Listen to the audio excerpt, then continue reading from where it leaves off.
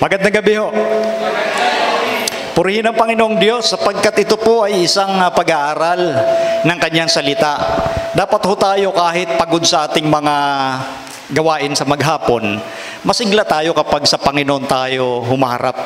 Ano ho, gaya ng madalas kong sinasabi, kung pagod kayo, pagod din ho ako eh. Pare-pareho naman tayong pagod. Pero lumalakas tayo kapag ang gawain na atin pong ginagawa ay sa Panginoon. Kasi ito po yung atin pong ginagawang pag-aaral ay paghahanda ng malapit ng pagdating ng Panginoon. Ito po yung End Time Bible Prophecy. Noong unang gabi po natin, tinalakay natin yung successive kingdoms, Daniel chapter 2, from Babylon, Medo-Persia, Greece, Rome, and the divided Rome. Yun po ang ating tinalakay, yung timeline ng sanglibutan. And then, nung ikalawang gabi, the cause of human suffering. Ano ba ang dahilan ng pagdurusa ng tao? Nakita po natin na ginagawa pala ng kaaway ng Diyos para bumitaw tayo sa Panginoon. Dahil darating na yung kanyang kaharian eh. Yung bato na tatama doon sa paang bahagi ng malaking larawan. So ang usapin dito, ayaw ni Satan na makasama tayo sa kaharian ng Diyos. So ginagawa niya ang lahat ng paraan para tayo ipigilan. Ginagawa niya yung pagdurusa ng tao at bukod doon, yung psychological battle. Nagbibigay siya ng mga suggestion na parang totoo para tayo'y maniwala sa kanyang kasinungalingan ni Satan. At gumamit din si Satan ng tinatawag na Antichrist, yung kagabi nating pinag-aralan. Gumamit siya ng Antichrist, kaya ng ating pag-aaral, hindi ibig sabihin ng salitang anti, kalaban agad, kundi substitution. Kahalili ni Kristo. So, inangkin ng papacy na sila yung kahalili ni Kristo sa lupa at binago nila yung kautusan o batas ng ating Panginoon. At maraming naniwala sa kanila. So, si Satan maraming kapamaraanan. Kaya ngayon tinalakay natin kagabi, may kinalaman po sa tinatawag na sistema, principle, doctrine, turo na hindi turo ng Diyos. So napakadelikado. Maliban sa pagdurusa, gumagamit si Satan ng psychological warfare. Papaniwalain kayo na okay lang, naglilingkod rin naman sa Diyos at sumasamba din sa Diyos. Yun ang pinakamatinding pangdaraya ni Satan. Yung kukumbinsihin ka na sumasamba ka rin naman sa Diyos, okay lang yun kahit ano namang paniniwala. Yan po ang laganap ngayong paniniwala. Basta magkasundo lang tayong lahat, okay na.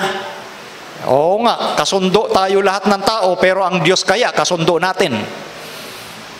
Sa pag-aaral natin sa ika-4 na gabing ito po ang ating tatalakayin, may kinalaman sa tinatawag na kautusan ng Diyos.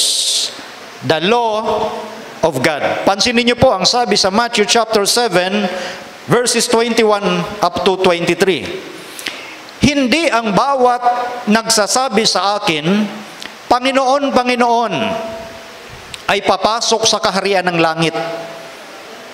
Diyan pa lang sa unang bahagi, malinaw ang pagkasabi ni Kristo na hindi ang bawat nagsasabi sa akin, Panginoon, Panginoon, ay papasok sa kaharian ng langit. So dito maging bukas ang ating isipan na sabi nga natin, ang isipan ngayon ng sanglibutan, basta tumatawag ka sa pangalan ng Diyos, okay na yon. Ang importante magkasundo tayong lahat kahit magkaiba ng paniniwala. Pero iba po yan sa sinasabi ni Kristo. Kaya sa unang bungad natin, maaaring magkasundo ang mga tao sa mundo pagdating sa paniniwalang pangrelihiyon, pero kasundo mo ba ang Diyos? Yan ang unang tanong. Kasundo mo ba ang Diyos? Kung sinasabi ng tao, okay lang kahit ano, basta magkasundo tayo, sa Diyos pala hindi okay eh. Kasi sabi ni Kristo, hindi ang bawat nagsasabi, Panginoon, Panginoon, ay papasok sa kaharian ng langit, kundi ang gumaganap ng kalooban ng aking Ama na nasa langit. Mayroong kondisyon. Ngayon, tingnan natin yung sitwasyon sa panahon ng pagdating ng Panginoon. In verse 22, Marami ang magsasabi sa akin sa araw na yaon, Panginoon, Panginoon, hindi baga nagsipanghula kami sa iyong pangalan? At sa pangalan mo'y nangagpalayas kami ng mga demonyo? At sa pangalan mo'y nagsigawa kami ng maraming gawang makapangyarihan? Verse 23, At kung magkagayoy, ipahahayag ko sa kanila, kailanmay hindi ko kayo nangakilala. Magsilayo kayo sa akin, kayong manggagawa ng katampalasanan. Napansin niyo po yung tagpo mismo sa panahon ng pagdating ni Kristo. Ang sabi ng Panginoon, marami ang magsasabi sa akin sa araw na yon, Panginoon, Panginoon, hindi baga nagsipanghula? Ibig sabihin, mangangaral po ang mga taong ito. Mangangaral ni Kristo, hindi baga nagsipanghula kami sa iyong pangalan? At sa pangalan mo'y nangagpalayas kami ng mga demonyo. Kita nyo? Ginamit yung pangalan ni Jesus, nakakapagpalayas sila ng demonyo. At sa pangalan mo'y nagsigawa kami ng maraming gawang makapangyarihan, yung mga milagro. Pero ang sabi ni Kristo sa mga Kristiyano na yon, na mga mangangaral, nagpapalayas ng demonyo, gumagawa din sila ng milagro, sa pangalan ni Kristo, ang sabi ni Kristo, magsilayo kayo sa akin. Hindi ko kayo nangakikilala. Kayong manggagawa ng katampalasanan. Ang sakit ng salitang yon na maririnig mula sa Panginoon. Na akala ng mga taong ito, okay na sila sa harap ng Diyos at ni Kristo. Kasi mangangaral sila ni Kristo.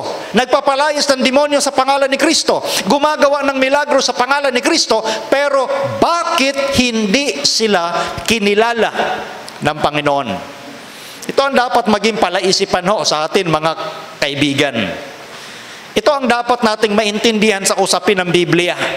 Hindi kung ano ang gusto natin, hindi kung ano ang mabuti para sa atin, kundi kung ano ang gusto ng Diyos at nakakabuti dapat sa atin. Babalikan natin maya-maya. Itong binasa nating ito, lalo na sa mga bahaging naka-highlight. Babalikan natin mamaya yan. Ngayon, merong huling panawagan sa mundo. Nakasaad yan sa Apokalipsis 14:7. At sinasabi niya ng malakas na tinig, matakot kayo sa Diyos at magbigay kaluwalhatian sa Kanya sapagkat dumating ang panahon ng Kanyang paghatol. Kung papaano sa panahon noon ni Noe, bago binigay ng Diyos yung gunaw, yung baha, may panawagan din bago dumating ang Panginoon. Ang huling panawagan ay matakot sa Diyos at magbigay kaluwalhatian sa Kanya. Yung salitang pagkatakot ay hindi nangangahulugang afraid or nanginginig ka dahil takot ka na maparusahan. Ang salitang pagkatakot dito ay panawagan ng reverence, paggalang sa Diyos. Sundin natin siya. Ito po ang panawagang ito. Balik sa pagsunod sa Diyos. Dahil ang mga tao sa sanglibutan lumalayo sa Diyos. Ang dahilan kung bakit kailangang matakot tayo sa Diyos at magbigay kaluwalhatian o glory, sapagkat dumating ang panahon ng Kanyang paghatol. Merong judgment. At ang judgment na ito, dumating, tiyak. Ngayon, may mga isipan ng tao sa sanglibutan, lalo na yung mga mangangaral, sinasabi nila na wala namang judgment ang Diyos. Wala namang gagawing paghatol. Panakot lang yan ng Diyos. Yun ang sabi ng maraming mangangaral. Mga Kristiyano din po. Pero sa Biblia, maliwanag na merong dumating na paghatol ang Diyos. Ngayon, saan ibabatay ng Diyos yung Kanyang paghatol? Ito po'y nakabatay, walang iba kundi sa Kanyang kautusan, lalong-lalo na ang 10 utos, na kung baga sa batas ng isang bansa, yan ang pinaka tinatawag na saligang batas ng kaharian ng Diyos. None other than the 10 commandments of God. Kagabi tinalakay natin sa usapin ng Antichrist, na ang sistema ng papacy, binago niya yung ilang batas doon sa 10 utos, lalo na yung 2 utos na huwag kang gagawa ng larawang inanyuan. At yung Sabat, binago rin niya dahil sa isipan na meron daw silang karapatang baguhin ang batas ng Diyos. Naalala nyo kagabi ang sabi doon sa Lucius Ferraris Prompta Bibliotheca that the Pope can modify the divine law since his power is not of man but of God. Pagsalitang modify, yun yung pagbabago. Okay lang sana kung i-interpret. Pero ang ginawa niya, binago niya talaga yung batas ng Diyos dahil sa paniniwala na sila ang pinagkalooban ng Diyos ng karapatang magbago ng kanyang kautusan. Dahil hindi daw ordinaryong tao yung kanyang kapangyarihan, kundi kapangyarihan din ng Diyos. Kaya pinakialaman ng tao ang 10 Commandments. Ngayon, babasahin natin ang 10 utos. Kung ano ang sinabi ng Biblia sa bagay na ito. Ang 10 utos ng Diyos, Exodus chapter 20 verse 3 hanggang verse 17. Pansinin niyo po. Ang unang utos, huwag kang magkakaroon ng ibang mga Diyos sa harap ko.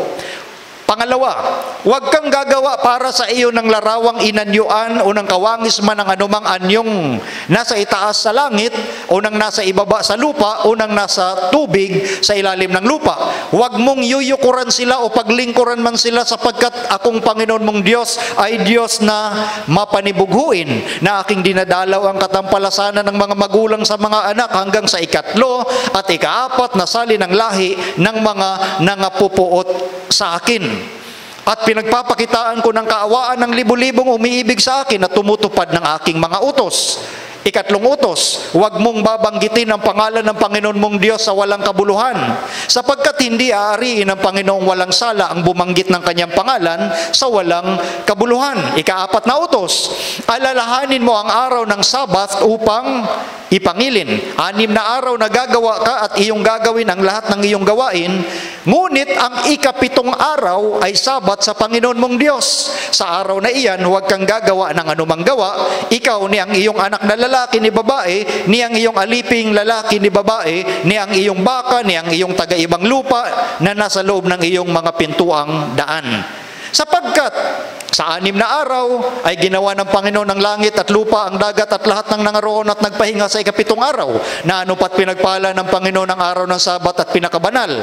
5 utos, igalang mo ang iyong ama at ang iyong ina upang ang iyong mga araw ay tumagal sa ibabaw ng lupa na ibinibigay sa iyo ng Panginoon mong Diyos.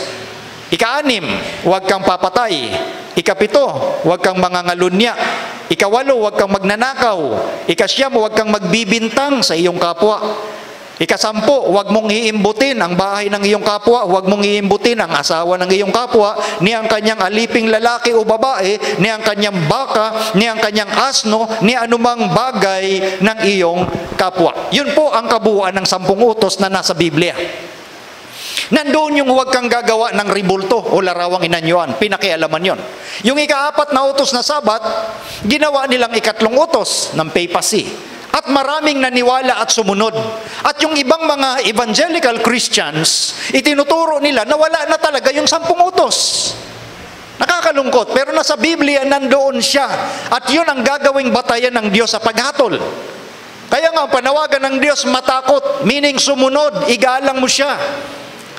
Sumunod sa kanyang kautusan sapagkat dumating ang panahon ng kanyang paghatol.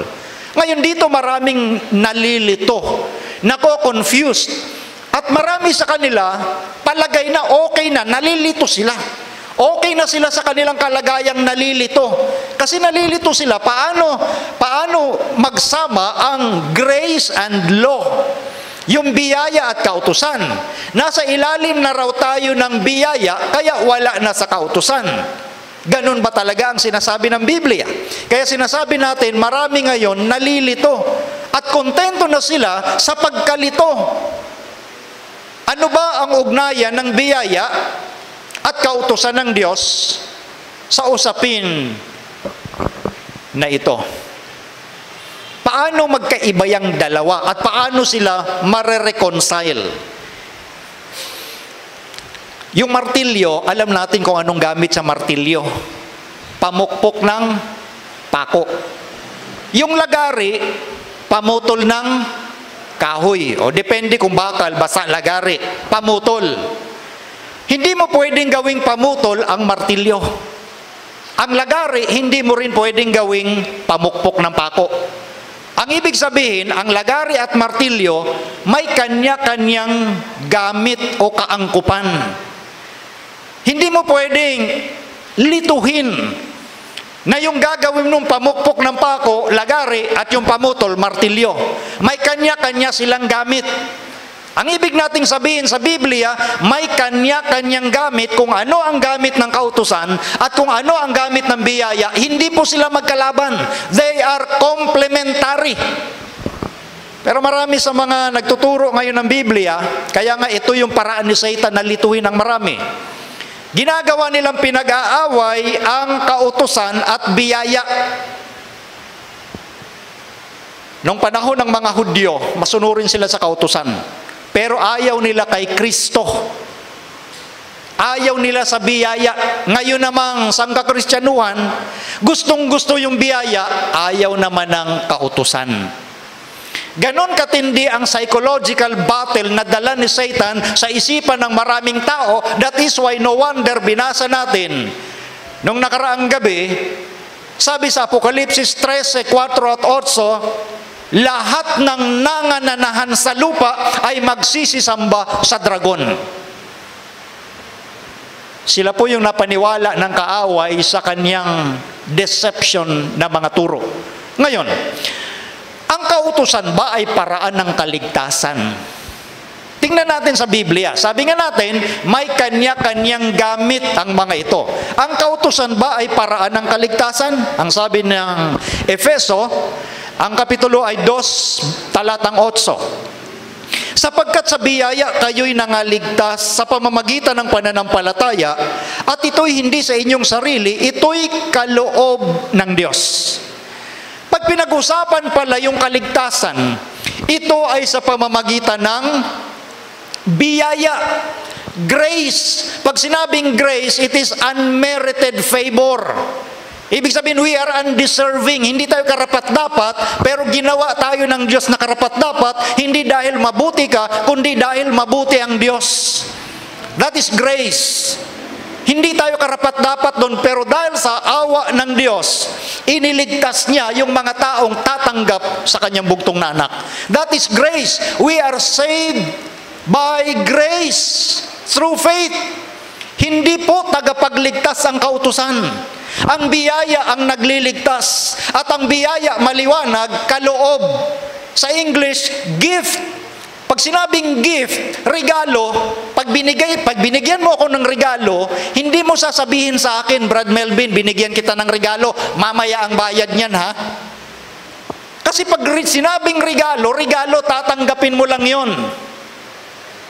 Yun ang kaligtasan. Hindi binabayaran.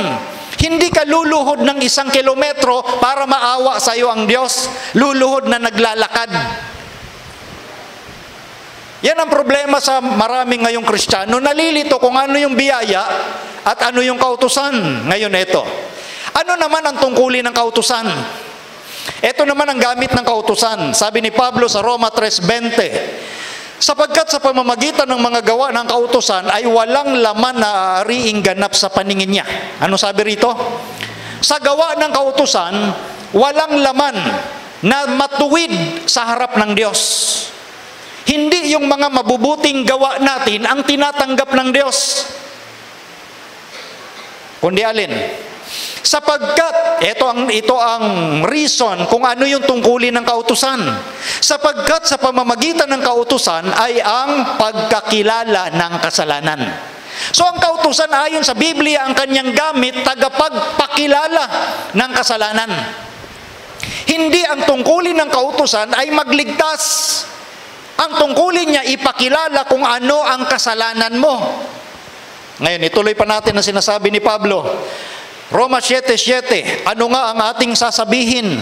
Ang kautusan bagay kasalanan? Huwag nawang mangyari. Ito'y rhetorical. Yung tanong ni Pablo, sinagot niya rin. Dahil hindi kasalanan ng kautusan, huwag nawang mangyari. Datapwat.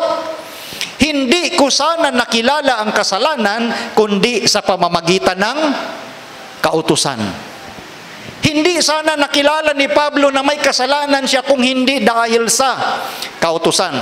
Sapagkat hindi ko sana nakilala ang kasakiman. Ito po yung ika-10 utos.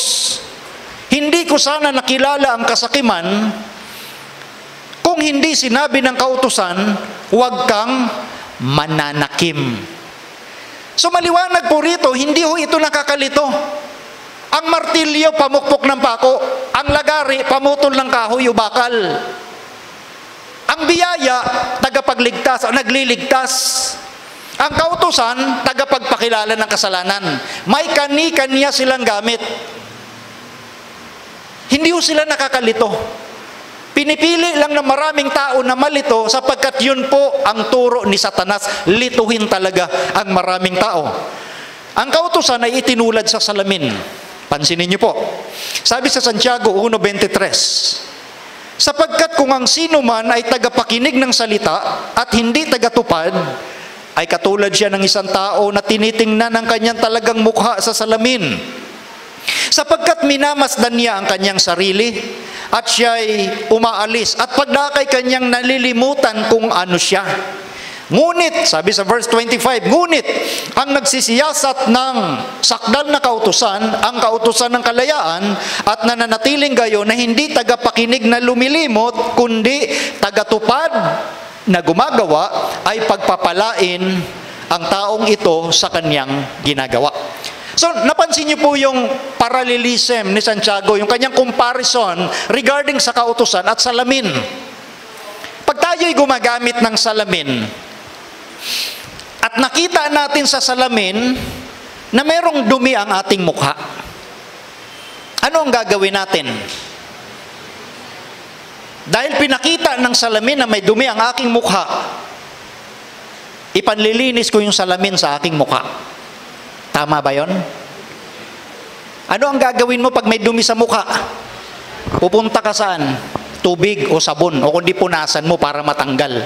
Ipinakita lang ng salamin na meron kang dumi. Spiritually speaking, ang kautusan, pinakita niya may dumi ka ng kasalanan.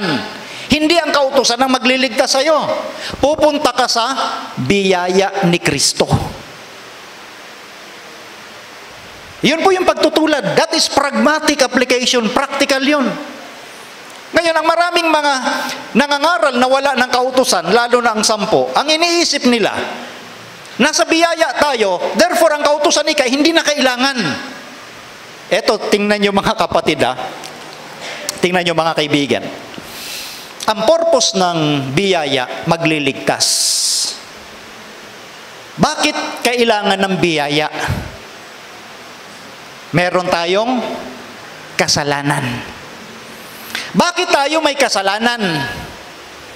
Kasi nakita natin sa kautusan. Kung wala ng kautusan, anhin pa natin ang biyaya. Kasi ang kautusan, nagpapakilala na may kasalanan ka. Iwala na yung kautusan. Ano pa ang kasalanan mo? Wala ka nang makitang kasalanan kasi wala kang pagkukumparan, wala nang kautusan. So kung wala nang kautusan, walang kasalanan, walang biyaya. Kita nyo na wala na lahat. Dahil lang sa isipan na, hindi, wala na yung kautusan. Ang kautusan at biyaya, they are complementary. Ang kautusan, tagapagpakilala ng kasalanan. Nakita mo may kasalanan ka, lalapit ka kay Kristo na maglilinis sa iyo ng iyong kasalanan. Yan po ang biyaya. Yan po ang grace. Diyan po sila nagko-complement. Diyan po sila nare-reconcile. Ganun po ang function or gamit ng kautusan at biyaya. Hindi po sila magkalaban. Hindi dahil nakita mo na may dumi ka sa mukha, nakita mo sa salamin, itatapon mo na yung salamin. Kasi pinakita mo sa aking may dumi ako, diyan ka na salamin. Ganun ba yon? Hindi po ganun yon. So makikita natin dito mga kapatid, yung tinatawag na confusion na pinili ng maraming mga tao. That is why, ang gusto ng Diyos sa pag-aaral ng kanyang salita, titingnan natin yung kabuuan ng kanyang sinasabi para ang pagkalito hindi mangyari sa mga mananampalataya ng Diyos. Dahil ang gusto ni Satan, confusion. Ang prinsipyo ni Satanas, guluhin ang isipan ng marami. Kapag ikay nalilito, lahat ng mga information na pumapasok sa iyo kabilaan, ang ginagawa ng mga taong lito, pababayaan na lang kasi baka malito pa ng tuluyan. Kaya yun ang sinasabi natin, nakokontento ang marami sa pagkalito. God is a God of order. Ang Diyos na ating manlalalang ay Diyos ng kaayusan. Ginagawa niyang maayos ang lahat. Ito ang gamit nito, ito ang gamit nito, ang gamit ng martilyo, pamukpok ng pako, ang gamit ng lagari, pamutol. Hindi mo i-confuse. Ganyan po kabuti ang ating Panginoon. So ngayon, nakita na ho natin na ang biyaya nagliligtas, ang kautusan nagpapakilala ng kasalanan. Kumbaga sa kabayo at kalesa, dapat nauuna yung kabayo at hila-hila yung kalesa. Hindi mauuna ang kalesa sa kabayo. Kinakailangan in harmony. Wala hong milagro na may naunang kalesa, ang galing sumusunod yung kabayo. Hindi ho dapat ganun. Kailangan may kaayusan. Ano ba yung function ng bawat isa sa kanila? Ganyan ho, kabuti ang Panginoon. Ngayon, ito. Sa prinsipyo ng Biblia, dito ngayon pumapasok sa mga typology, yung ililigtas ka muna ng Diyos para ikay makasunod. Dahil ang taong hindi iniligtas, hindi yan makakasunod. Pansinin nyo ha? Doon sa panahong inilabas ng Panginoon ang kanyang bayang Israel sa pagkaalipin sa Ehipto at dinala na sila doon sa bundok ng Sinai. Ang sabi ng Diyos sa Exodo 20 talatang 2, ako ang Panginoon mong Diyos na naglabas sa iyo sa lupain ng Ehipto sa bahay ng pagkaalipin. Ang tawag po dito preamble, ibig sabihin introduction. Nagpakilala ang Diyos na ako yung Diyos na naglabas sa inyo sa lupain ng pagkaalipin. Preamble ang tawag dito. Sumunod na talata, ito na yung simula ng 10 utos sa talatang 3. Huwag kang magkakaroon ng ibang mga Diyos sa harap ko. So ang prinsipyo na iniligtas para makasunod, yan po ang prinsipyo ng biyaya at ng kautusan. Dahil ang taong makasalanan, hindi kayang sumunod sa Diyos kung hindi siya muna iniligtas ng biyaya ng Diyos. So ganun din sa typology, ang Israel inilabas sa Ehipto dahil hindi naman talaga sila makasunod sa Diyos pag sa Ehipto sila eh. Alipin nga sila doon. At nahawa nga sila sa pagkasamba sa mga Diyos-Diyosan. So sa awa ng Diyos, sa pamamagitan ni Moses na kanyang inutusan, inilabas ang Israel. Dinala ng Diyos doon sa lupa na ipinangako sa kanila. At doon pa lang sa bundok ng Sinai, sinabi ng Diyos, ako yung Diyos na naglabas sa iyo. Then, huwag kang magkakaroon ng ibang Diyos sa harap ko. Iniligtas para makasunod. Tingnan nyo. Sa awit, 119, 146. Ako'y tumawag sa iyo, iligtas mo ako at aking, anong sabi dyan? Tutuparin ang mga patotoo mo. So, anong sabi ng awit? Iligtas mo ako at ako'y tutupad. So, iniligtas para makasunod. This is the biblical principle. Diyan po makikita natin yung function ng grace and law. Ililigtas muna para makasunod. Ang tao na hindi iniligtas ng biyaya, hindi makakasunod sa Diyos. Tingnan nyo, sa Old Testament, andoon na yung mga katuruang ito. Ezekiel 36:27.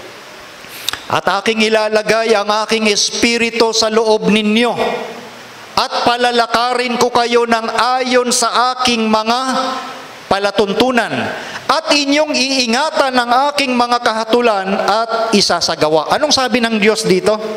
Aking ilalagay ang aking espiritu sa loob ninyo. Ito na nga po yung biyaya sa pamamagitan ng espiritu ng Diyos. Gagawa siya ng pagbabago sa puso ng tao na nagdesisyon na sumunod sa Diyos. Ilalagay ng Panginoon yung kanyang espiritu at palalakarin kayo ng ayon sa aking palatuntunan. Sa makatuwid, iniligtas upang makasunod. Dahil ang tao na hindi nag-decide na tanggapin ang Diyos sa kanyang buhay, hindi niya kayang baguhin ang kanyang sarili. Wala pong scientific formula na ang taong masama ay magbabago at magpapakabuti. Ang tao po by nature, bihasa, dalubhasa, eksperto, espesyalista sa paggawa ng kasalanan. Yes, nakakagawa ka ng mabuti, pero bihasang gumawa ng kasamaan. Yan po sabi sa banal na kasulatan. So dito makikita natin yung law and grace marareconcile. Sila po'y complementary, hindi magkalaban. Ililigtas para makasunod. Kaya nga, sa biyaya, tayo'y nangaligtas. Ito'y regalo. Sa verse 9, hindi sa pamamagitan ng mga gawa upang ang sinuman ay huwag magmapuri. Kaya nga ang kaligtasan, hindi sa gawa ng kautusan. Kung ang motibo ng tao ay susunod ako sa Diyos para ako'y maligtas, hindi katanggap-tanggap sa Diyos yon. Dahil kung ang kaligtasan ay sa pamamagitan ng ating mga mabubuting gawa, ay hindi na kailangan bumaba pa si Kristo sa lupa at ipako sa krus. Kaya naman pala natin eh. Yan ang dapat nating maintindihan dito. Ngayon, kapag iniligtas na tayo ng biyaya, eto na naman, ang liwaliwanag ng paglalahad ni Pablo. Sa verse 10 ng Efeso 2, sapagkat tayo'y kanyang gawa na nilalang kay Kristo Jesus para sa mabubuting gawa na mga inihanda ng Diyos ng una upang siya nating lakaran. Yun palang mga iniligtas ng biyaya, meron din palang gagawing mabubuting gawa. Meaning to say, ang taong niligtas ng Diyos ng kanyang biyaya, natural na lang yung paggawa ng mabuting gawa. Bunga yon ng iyong kaligtasan. So ang kaligtasan na pinag-uusapan dito, kung ano ang kautusan, kung ano yung biyaya, kapag ikay iniligtas ng biyaya ng Diyos, natural na lang sa iyo ang gumawa ng mabuti. Hindi yung mabuting gawa mo ang ipinagmamalaki mo para maligtas. It is not a means to an end. Kundi ang kaligtasan, resulta o bunga. Yung mabuting gawa ay bunga ng iyong kaligtasan. Kumbaga sa isang puno ng mangga, hindi siya ay puno ng mangga dahil namumunga siya ng mangga.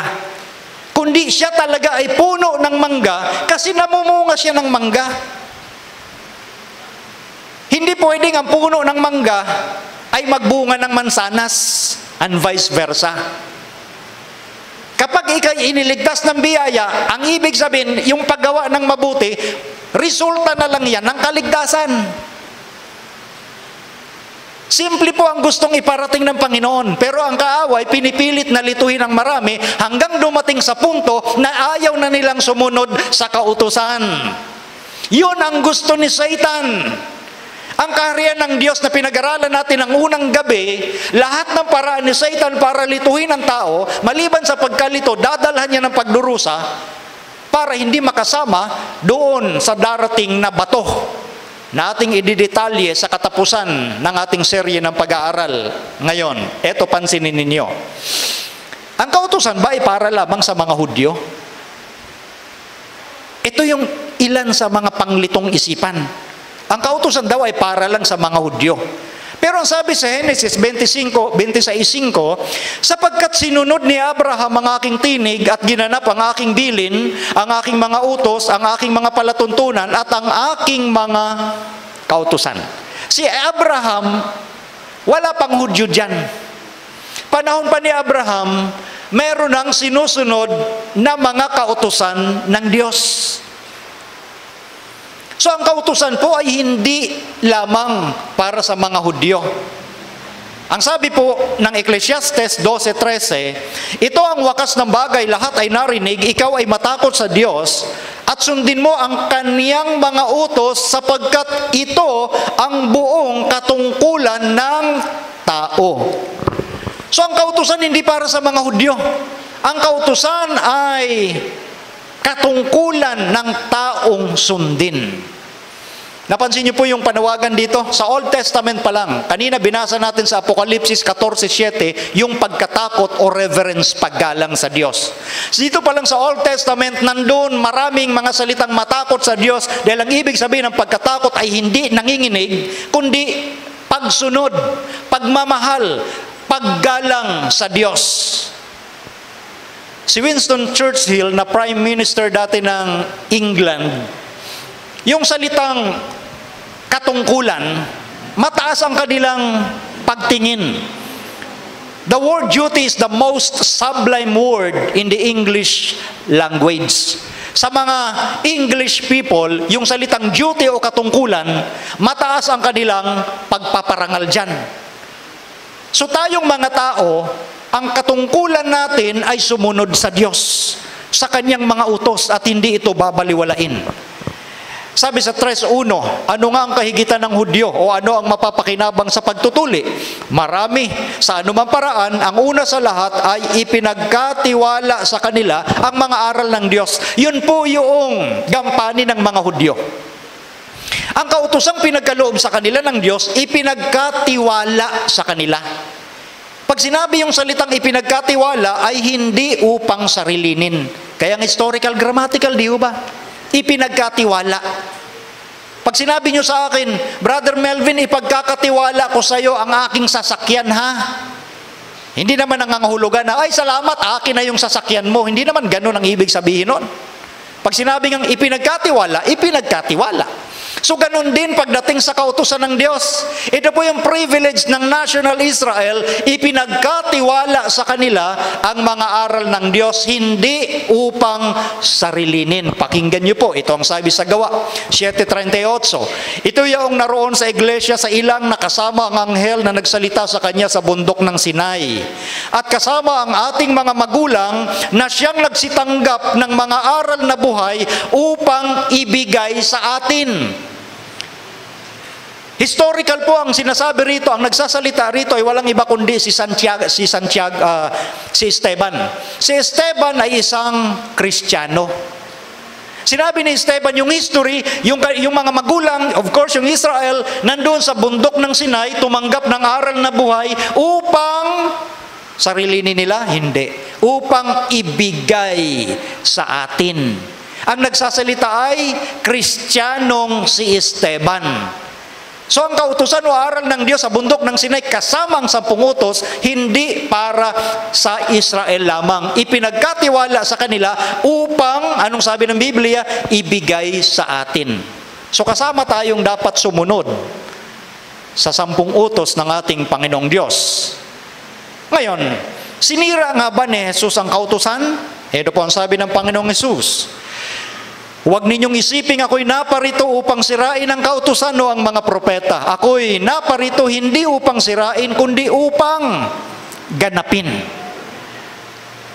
May mga nagsasabing mga ngaral na sinira na raw ni Kristo ang kautusan, lalo na ang 10 utos. Pero sa bibig ni Kristo, ang sabi niya, huwag ninyong isipin.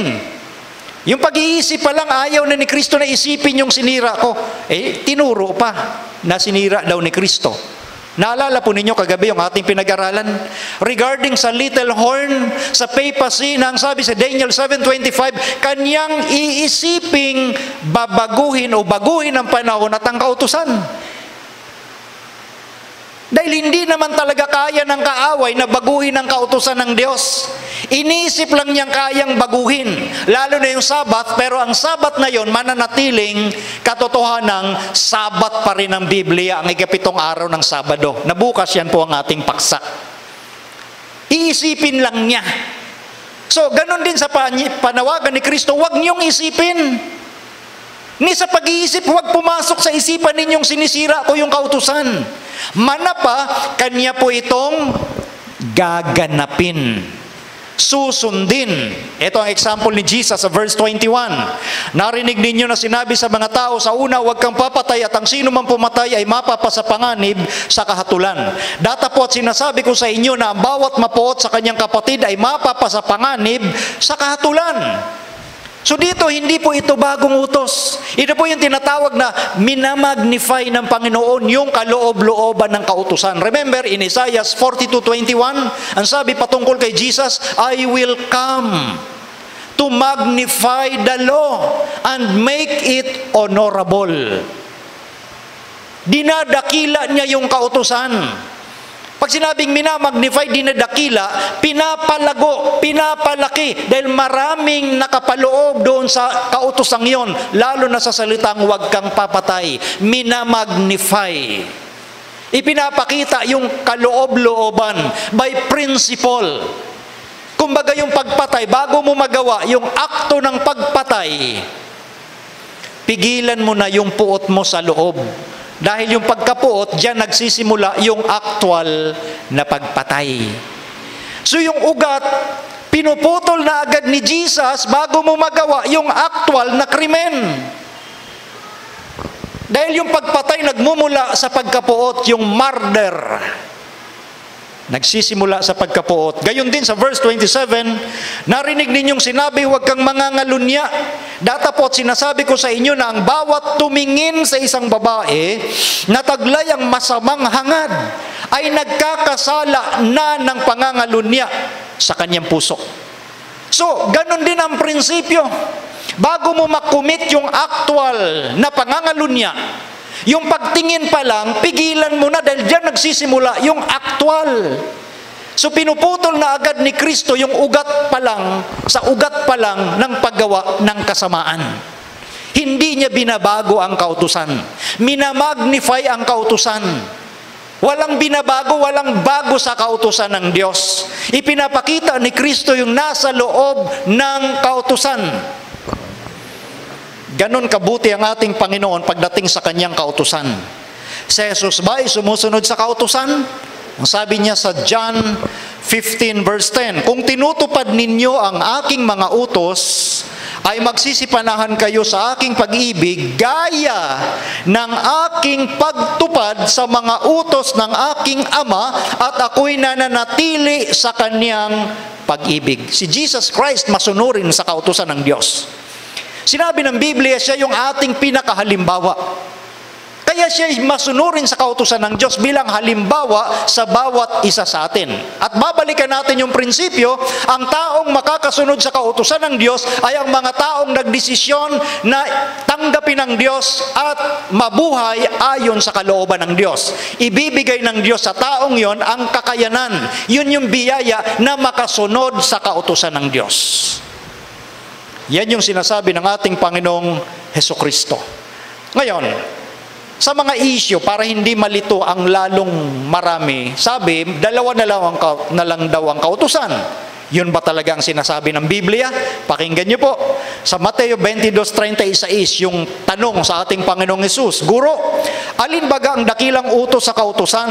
Verse 37, at sinabi sa kanya, iibigin mo ang Panginoon mong Diyos ng buong puso mo at ng buong kaluluwa mo at ng buong pag-iisip mo. Ito ang dakila at pangunang utos. Verse 39, at ang pangalawang katulad ay ito, iibigin mo ang iyong kapwa na gaya ng iyong sarili.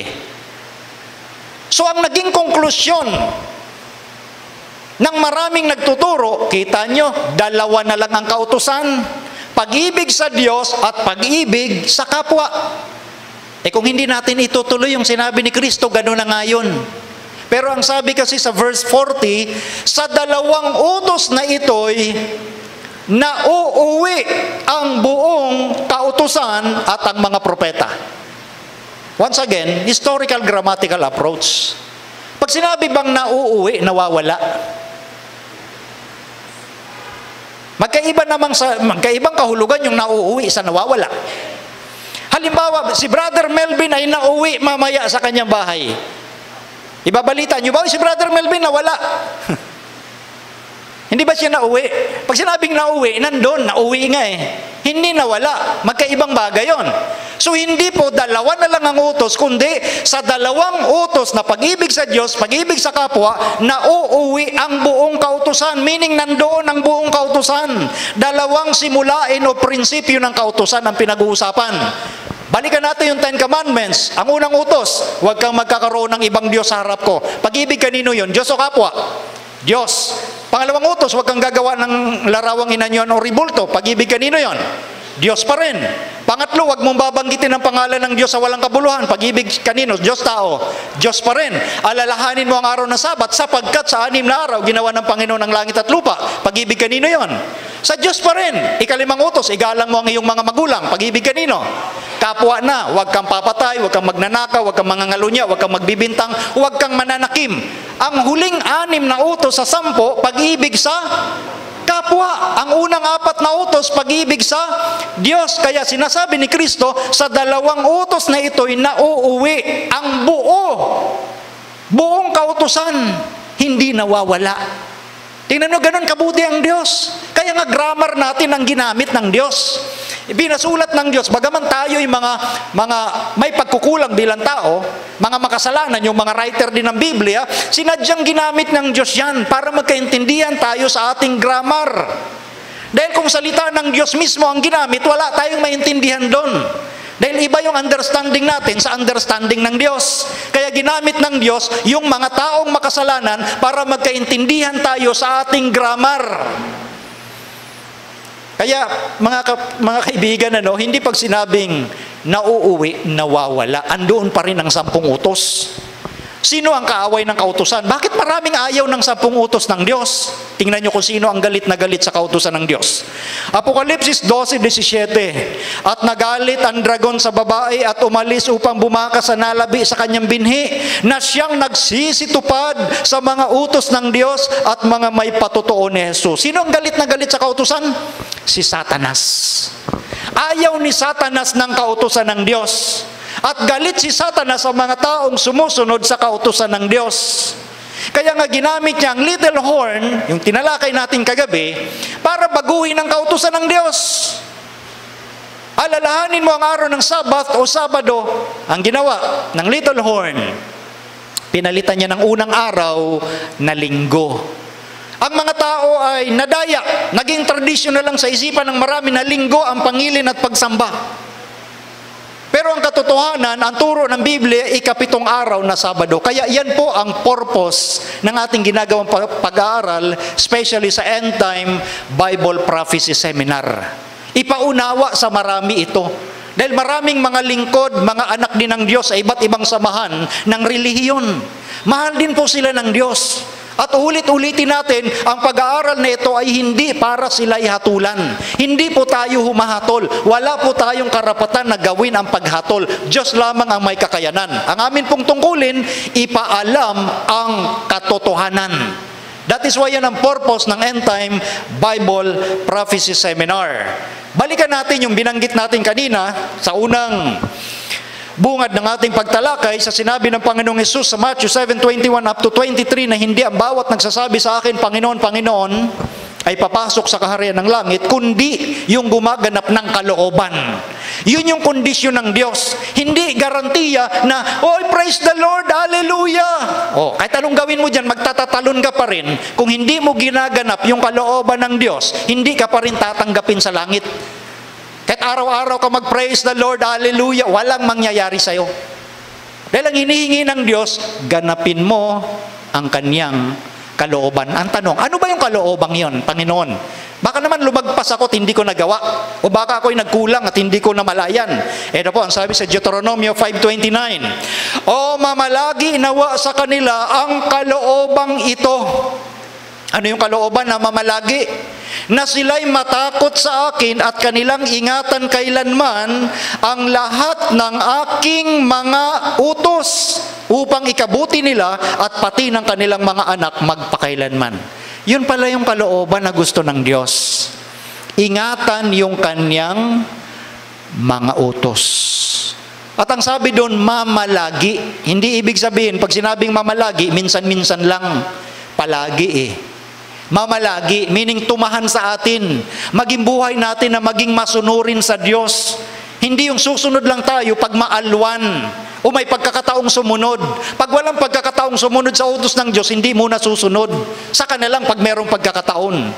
Ang sabi ng Biblia, mamalagi. Ito po yung prinsipyo ng kautusan ng Diyos. Ngayon, ang sabi ni Kristo, marami ang mga nagsasabi sa akin sa araw na yon, Panginoon, mangangaral din kami. Panginoon, nagpalayas kami ng mga demonyo. Panginoon, gumawa kami ng mga gawang makapangyarihan o milagro. At ang sabi nga ni Kristo, hindi ko kayo nakakilala. Sa Biblia ho, pag sinabi yung salitang nakilala, ay hindi nangangahulugan lamang nakilala mo siya, na siya si Jesus na lumagad sa tubig, bumuhay ng patay, nagpadilat ng dilag, ng bulag. Pag sinabing nangakilala, ito yung ikinakapit sa relasyon ng mag-asawa. Intimacy. Pag sinabing intimacy or intimate relationship, meron kayong malapit na relasyon sa isa't isa. Ang Diyos ay ating asawang lalaki, ang church or iglesia, asawa niyang babae. Dapat ang ating ugnayan sa ating asawang lalaki ay malapit. Paano nagiging malapit ang ugnayan? Magmahalan, maging masunurin, maging tapat, maging loyal. Hindi ka susunod sa batas ng tao. Ang susundin mo ay utos ng Diyos dahil mahal mo ang Diyos. Hindi mo susundin ang utos ng little horn dahil kinagisnan mo ng pananampalataya yan. Na kinagisnan mo ng pananampalataya ang ibang katuruan, lalo na pagdating sa pangingilin. Pag sinabing nangakilala, meron kayong pagsusunuran, intimate relationship. Kaya nung sinabi ni Kristo, hindi ko kayo nangakikilala, meaning, tinatawag niyo lang ako sa pangalan, pero hindi niyo ako sinusunod. Wala tayong malapit na relasyon sa isa't isa. Walang pinag-iba yan. Yung salitang nangakilala, nung sinabi sa Genesis 4, verses 1 to 2, na at nakilala ni Adan ang babae na si Eva, at siya'y naglihi at nanganak. Aba, nakilala lang, naglihi na. Tapos nanganak, nabuntis. Bakit nakilala lang, naglihi na at nabuntis? Kasi nga, meron silang intimate relationship. Mag-asawang Adan at Eva. Kaya siya'y naglihi at nanganak. Kaya yun ang punto natin, yung salitang nakilala ay hindi lamang nangangahulugan, nakilala mo siya sa pangalan. Kundi meron kayong malapit na relasyon sa isa't isa. Ako kilala ko si President Duterte. Kilala nyo rin ba? Of course. Pero tanong, kilala ba ako ni President Duterte? Of course not. Hindi niya ako kilala. Dahil wala kaming ugnayan sa isa't isa. Hindi ko siya uncle, hindi ko siya tatay, hindi ko siya kamag-anak. Kilala ko lang siya. Yun po ang punto na sinasabi rito. Kaya kahit mangangaral ka ni Kristo, kahit gumagawa ka pa ng mga milagro, kahit nagpapalayas ka ng demonyo sa pangalan ni Kristo, kung hindi mo sinusunod yung kanyang utos, hindi ka pa rin papasok sa kaharian ng langit. Yan ang punto ng Panginoong Kristo. At gusto kong basahin yung pagdidiin sa tagpong ito. Ang sabi niya, sa mga taong ito, manggagawa ng katampalasanan. Ang sakit, di ba? Nangangaral ako sa pangalan ni Kristo. Nagpapalayas ako ng demonyo, gumagawa ng milagro, tapos tatawagin ako tampalasan. Katampalasanan ba yung mangangaral ka sa pangalan ni Kristo? Katampalasanan ba yung tutulungan mo yung tao na mapalayas yung demonyo sa kanya? Hindi katampalasanan yun kung tayo ang titingin. Dahil ang punto nga, tinatawag mo lang siya, ginagamit mo ang pangalan, pero ang buhay mo taliwas sa gusto ng buhay ng Panginoon. Iba. Kaya nga pansinin niyo po, ang salitang katampalasanan na wikang Pilipino, sa English, iniquity. Sa ibang salin, lawlessness. Dahil ang original na salita niyan, na naisaling katampalasanan, anomia. Yan ang Greek word niyan, anomia. Ang anomia, pinagsamang dalawang salita. Yung nomia, ang original na word, nomos, sa Greek. Pag sinabing nomos, law or kautusan. Yung prefix na A, napansin niyo po yung highlight na A, naka-underline, yan po yung prefix na nag-negate doon sa next word. Meaning, may kautusan, pero ayaw mo ng kautusan. Anomia, ang ibig sabihin. May kautusan pero ayaw mo. Yun ang purpose na prefix na A sa unahan. Parang ganito lang yan. Atheist. Hindi naniniwalang may Diyos. Pero pag tinanggal mo yung A, theist, ibig sabihin, yan yung mga taong naniniwalang may Diyos. Pero pag nilagay mo yung prefix na A, yan na yung atheist, hindi naniniwalang may Diyos. Ganon din sa Gnostic. Pag sinabing Gnostic, knowledge o kaalaman. Pag sinabing agnostic, ayaw mo ng knowledge. Yun yung purpose ng prefix na A. At yun yung binanggit doon na word na katampalasanan or lawlessness, iniquity, sa original na salitang Grego, anomia. Hindi sila sumusunod sa kautusan ng Diyos. Mangangaral nga sila ni Kristo, nagpapalayas ng demonyo, gumagawa ng milagro, pero ayaw ng kautusan ng Diyos. Napansin nyo yun, mga kapatid, mga kaibigan? Yun po yung punto ng ating tema rito. Marami sa kanila, pinili na lang na malito. Ang Diyos ay simple ang paghahayag ng kanyang katotohanan. Pero pilit nila na ginugulo ang isipan dahil ayaw nila ng kaayusan. Ayaw nilang sumunod. Kaya sasabihan sila ni Kristo, hindi ko kayo nangakikilala. Ang sabi ni Kristo sa Marcos 7:6, ang bayang ito'y iginagalang ako ng kanilang mga labi, datapot ang kanilang puso ay malayo sa akin. Pwede pala yun, at talagang pwede. Pwede nating igalang ang Diyos by saying, praise the Lord, hallelujah, pero malayo ang puso mo. Paano lumalayo ang puso? Hindi ka nga sumusunod. Ayaw mong sundin siya. Mas pinili mong manatili sa gusto mo. Datapwat walang kabuluhan ang pagsamba nila sa akin na nagtuturo ng kanilang pinakaaral ng mga utos ng mga tao. Yan ho ang isa sa mabigat na sinabi ng Panginoong Hesus. Meron palang pagsamba na walang kabuluhan. Mga kaibigan, mga kapatid, sasambal rin lang tayo. Bakit hindi pa yung pagsambang may kabuluhan? Merong pagsambang walang kabuluhan. Sayang! Yan po yung reality ng usapin sa mundo nating ginagalawan. Sinasabi ng marami sa ating sanglibutan ngayon, okay lang kahit saan ka, as long as sumasamba ka sa Diyos. Kahit magkaiba-iba tayo ng paniniwala, okay lang yun, isang Diyos lang naman ang ating tinatawagan. Diyan ngayon dinadaya ng marami ang kanilang sarili.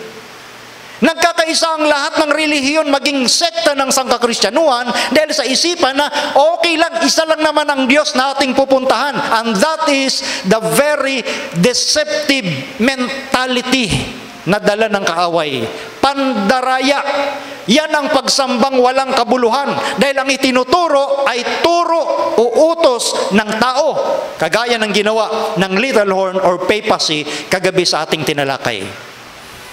Kaya hindi po pwede nating ipangatwiran na dito na ako namulat, okay na ako dito, sarado na ako, nakakandado pa. Abay, delikado kaibigan. Huwag mong kandaduhan, huwag mong saraduhan ang liwanag na dinadala sa iyo ng Diyos.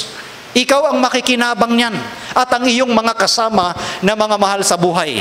Kung susunod rin lang tayo sa utos, utos na ng Diyos. Dahil ang tradisyon ng tao, kinamumuhian ng Diyos. Remember, God loves sinner, but God hates sin. God loves people, but God hates system. Mahal ng Diyos ang tao, yes, pero galit ang Diyos sa sistema. Yung turo ng tao, galit ang Diyos dyan. Yung turo na lumalaban sa turo ng Diyos. Galit ang Diyos sa turo na lumalaban sa kanyang turo. Hindi siya galit sa tao, kundi doon sa ginagawa ng tao. Kaya wag na tayong manatili, kaibigan, doon sa ating kinagisnan na opposite sa atin pong napakinggan sa gabing ito. Ang 10 utos ng Diyos, nananatili. Tagapagpakilala ng kasalanan. At kapag nakilala mo ang kasalanan mo ngayon, lumapit ka kay Kristo na nagliligtas sa pamamagitan ng kanyang biyaya. Hindi po tagapagligtas ang kautusan. Ang kautusan ay nagsisilbing standard of Christian conduct. Yan po ang pamantayan ng mabuting pag-uugali ng isang Kristiyano. Hindi yan nagliligtas. Diyan mo makikita kung anong conduct o ugali meron ka sa kasalukuyan. Pero hindi yan tagapagligtas. Pag nakita mong may nilabag ka dyan, lapit agad kay Kristo, huhugasan ka niya sa iyong mga kasalanan. Nais ni Kristo na iligtas ka, dalhin sa buhay na walang hanggan. Ipakilala mo sa ating Panginoon ang pagnanais mo na, Panginoon, handa akong sumunod sa iyo, iniibig kita. Ngayon ang salitang pag-ibig, mababaw na lamang.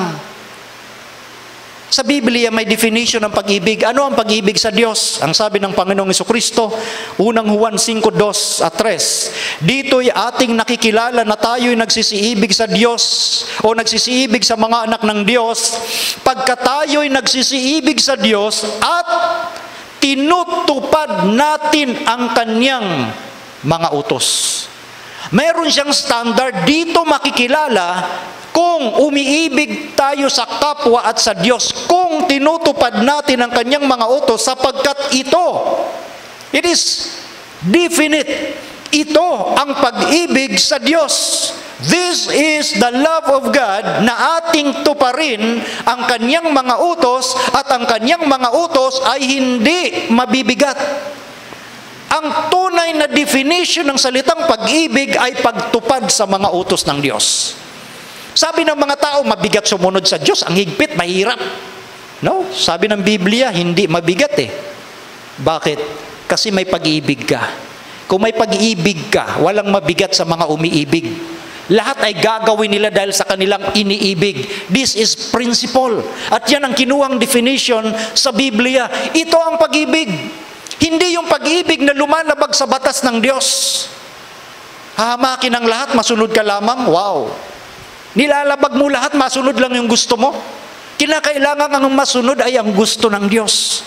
Dito makikilala kung umiibig ka talaga sa Diyos pag tinutupad natin ang Kanyang mga utos at hindi nga mabibigat ang Kanyang mga utos. Sa pagdating ng ating Panginoon, sa Kanyang kaharian, ang Kanyang commendation o papuri sa Kanyang mga anak na nagtiwala sa Kanya, narito ang pagtitiyaga ng mga banal, ng mga nagsisitupad ng mga utos ng Diyos at ng pananampalataya kay Jesus. Sa panahon ng pagdating ni Kristo, ito rin ang maririnig ng mga masunurin. Mga taong pinagkatiwala ang kanilang buhay kay Kristo. Yung mga taong hindi nagtiwala sa kanilang sariling kakayanan, kundi sa kakayanan ng Diyos at ni Kristo sa pamamagitan ng Kanyang biyaya. Mga taong nagtiwala na bagamat sila'y hirap sumunod sa Diyos, pero dahil sa kanilang pananampalataya, nagawa nilang magtagumpay na sumunod sa kalooban ng Diyos kahit anong mangyari, maging buhay man nila ang nakataya. Sila po yung mga taong matyaga sa kabila ng hirap o pagdurusa na kanilang naranasan dahil pinipigil ni Satan na makasama ka sa kahariang darating. Ika'y nagtitiis gaano mang hirap ang dinanas mo. Sila po yung mga matyaga. Sila po yung nagsumikap at hindi umasa sa kanilang karunungan at sa kanilang lakas, kundi sa lakas ni Kristo lamang. Nasabi nga ni Pablo, Filipos 4:13, I can do all things through Christ which strengtheneth me. Lahat ng bagay ay aking magagawa doon sa nagpapalakas sa akin. Kaya nga ang kautusan ng Diyos, mga kaibigan, hindi natin masunod yan kung wala kang relasyon kay Kristo o hindi mo ipinagkatiwala ng lubusan ang buhay mo sa Kanya. Ito ang dapat nating maintindihan sa puntong ito. So tradition or Bible? What is your guide?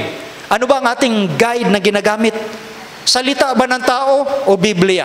Kanino tayong panig, kaibigan at kapatid? Sabi nga ni Josue, saganang akin at sa aking buong sambahayan, maglilingkod kami sa Diyos. Sana ho, maging ganun din po ang inyong damdamin sa gabing ito. Nais ng Diyos na dalhin ang bawat isa sa Kanyang kaharian. Nais ng Diyos na maranasan ng tao ang isang buhay na walang katapusan, masaya, kasama ang Diyos na Kanyang manlalalang magpakailanman. Yan ang gusto ng Diyos. Kung mayroon tayong mga gusto pa sa kasalukuyan, ipaubaya natin sa Diyos yan. Kung mayroon pang nalilito sa atin sa kabila ng liwanag na binigay ng Diyos, sundan nyo ang liwanag na inyong narinig. Huwag manatili sa pagkalito. Sundan nyo ang munting liwanag na inyong napakinggan at tinitiyak po ng Diyos, kayo'y darating sa isang pagbubukang liwayway na ang kaliwanag ng katotohanan ay maging klaro sa ating lahat. At kung magkagayon, ang kaluwalhatian ng Diyos mahahayag sa ating mga buhay. At ikaw, kapatid o kaibigan, magiging handa sa pagsalubong sa ating Panginoon sa Kanyang ikalawang pagdating. Pagpalain tayong lahat sa gabi pong ito.